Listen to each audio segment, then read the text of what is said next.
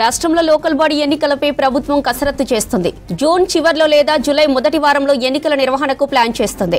ప్రభుత్వం నుంచి green signal రాగానే ఎలక్షన్స్ నిర్వహించేందుకు రెడీగా ఉంది ఎన్నికల సంఘం. ముందుగా సర్పంచ్ ఎన్నికల తర్వాత ఎంపీటీసీ, జెడ్పీటీసీ, ఆ తర్వాత మున్సిపల్ ఎన్నికలు జరపాలని చూస్తోంది. ఇక లోకల్ బాడీ ఎన్నికల్లో బీసీలకు 42% రిజర్వేషన్లు ఇచ్చే ఆలోచనలో ఉంది సర్కార్. సర్పంచ్ పదవీ కాలం అయిపోవడంతో 15వ ఫైనాన్స్ కమిషన్ నిధులు ఆగిపోయాయి. ఇసుక లోకల్ బాడీ ఎలక్షన్స్ పై మరింత సమాచారం యాదగిరి లైవ్ లో అందిస్తారు. యాదగిరి, లోకల్ బాడీ ఎన్నికలకు ప్రభుత్వం ప్రిపేర్ అవుతున్నట్లు తెలుస్తుంది. అప్డేట్స్ ఏంటి? ఎగ్జాక్ట్లీ, ఎందుకంటే ఇప్పటికే ఈ సర్పంచ్ ఎన్నికలకు సంబంధించి గడువు ముగిసి ఏడాదిన్నర అవుతుంది. అప్పటి నుంచి కూడా గ్రామ పంచాయతీల్లో అంతా కూడా ఇప్పుడు అంటే గ్రామాలలో రాష్ట్ర వ్యాప్తంగా కూడా ఈ అధికారులతోనే పాలన కొనసాగుతూ ఉన్నది. ఓన్లీ ఒక్కొక్క గ్రామ పంచాయతీకి ఒక అధికారి ఉన్నారంటే ఆ షార్టేజ్ వల్ల పూర్తి స్థాయిలో కూడా ఒక అధికారి లేరు. అయితే ఒక్క అధికారే ఒక 4 నుంచి 5 గ్రామ పంచాయతీలు చూస్తున్నటువంటి అధికారులు కూడా కొన్ని ఏరియాలో మనకు కనబడతా ఉన్నారు.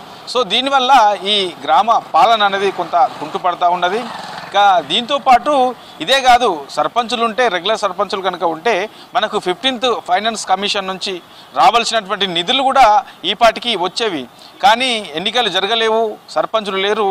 మొత్తం రాష్ట్ర వ్యాప్తంగా కూడా ఈ అధికారులతోనే పాలన కొనసాగడం వల్ల ఈ 15th ఫైనాన్స్ కమిషన్ నుంచి రావాల్సినటువంటి నిధులు కూడా రాలేకపోయాయి. సో ఈ విధంగా కూడా కొంత ఈ గ్రామాలకు రావాల్సినటువంటి అభివృద్ధి కార్యక్రమాలకు రావాల్సినటువంటి నిధులు రాకపోవడం వల్ల కూడా కొంత ఈ ఇబ్బందికరమైనటువంటి సిచ్యువేషన్, తర్వాత అభివృద్ధికి సంబంధించిన నిధులు రావాల్సిన నిధులే ఆగిపోయినటువంటి సిచ్యువేషన్ ప్రస్తుతం ఉంది.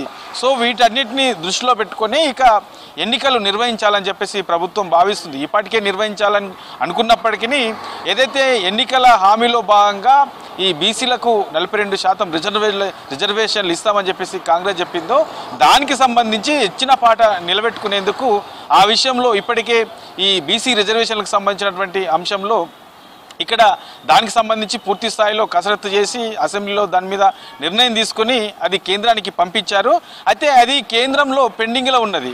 సో అది మరింత ఆలస్యమయ్యే అవకాశం కొంత కనబడడం కారణంగా ఇక చేసేది లేక కాంగ్రెస్ పార్టీ పరంగా ఏదైతే బీసీలకు ఇచ్చిన మాట ఉందో దానికి పార్టీ పరంగా 42% రిజర్వేషన్లు ఇచ్చి ఎన్నికలకు వెళ్ళాలని చెప్పేసి ప్రభుత్వం భావిస్తుంది. అయితే దీనికి సంబంధించినటువంటి కసరత్తు కూడా కొనసాగిస్తున్నారు. ఇప్పుడున్నటువంటి సిచ్యువేషన్లో సీఎం రేవంత్ రెడ్డి కూడా ఆయా జిల్లాల పర్యటన గత వారం 10 రోజుల నుంచి మనం చూస్తున్నాము, జిల్లాల పర్యటన చేస్తూ ఉన్నారు. తర్వాత నియోజకవర్గాల వారీగా సమీక్షలు కూడా చేస్తూ ఉన్నారు. కాబట్టి సో ఇవన్నీ కూడా ఈ లోకల్ బాడీ ఎన్నికలకు వెళ్ళడానికే ఇవన్నీ కొనసాగుతున్నాయనే చర్చ కూడా జోరుగా కొనసాగుతూ ఉన్నది. కాబట్టి ఇక వచ్చే నెలలో నోటిఫికేషన్ వచ్చే అవకాశం ఉందనే చర్చ జరుగుతున్నది.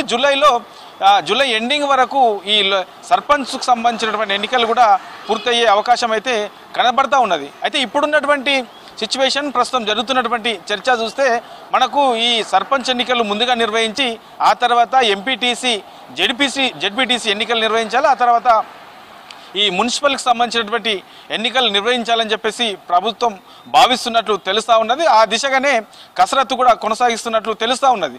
అయితే ఇక ఎన్నికల సంఘం కూడా ఈ ఎన్నికలకు సంబంధించినటువంటి కసరత్తు కూడా ఇప్పటికే ఆల్రెడీ ప్రారంభించింది. ఇక ప్రభుత్వం పరము నుంచి ఎప్పుడైనా సరే ఈ గ్రీన్ సిగ్నల్ వస్తే ఎన్నికల విషయంలో గ్రీన్ సిగ్నల్ రాగానే ఆ దిశగా ముందుకెళ్ళాలి అని చెప్పేసి ఎన్నికల సంఘం కూడా రెడీగా ఉన్నట్లు తెలుస్తూ ఉన్నది. కాబట్టి ఇక జూలై ఎండింగ్ వరకు పూర్తి స్థాయిలో ఈ లోకల్ బాడీ ఎన్నికలను నిర్వహించాలని చెప్పేసి ప్రభుత్వం భావిస్తుంది. కాబట్టి ఆ దిశగానే ముందుకెళ్తా ఉన్నది.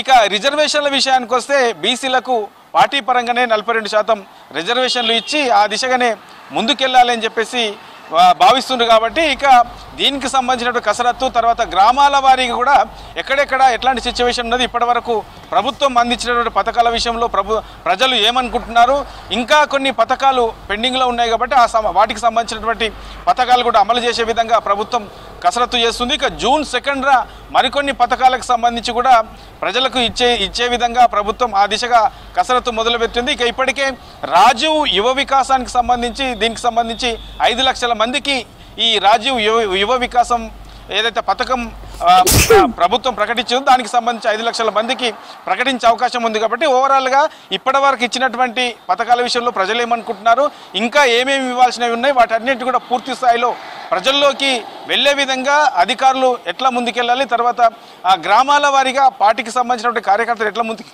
తీసుకెళ్తున్నారు, తర్వాత ఎమ్మెల్యేలు ఈ విషయంలో ఎట్లా ముందుకెళ్ళాలి, ఇట్లా ఓవరాల్గా ఈ అన్నిటి అంశాలలో ప్రభుత్వం కసరత్తు చేస్తుంది. కాబట్టి ఇక వచ్చే నెలలో నోటిఫికేషన్, ఆ తర్వాత జూలైలో ఈ ఎన్నికలు జరిగే అవకాశం అయితే కనబడతా ఉన్నది జ్యోతి.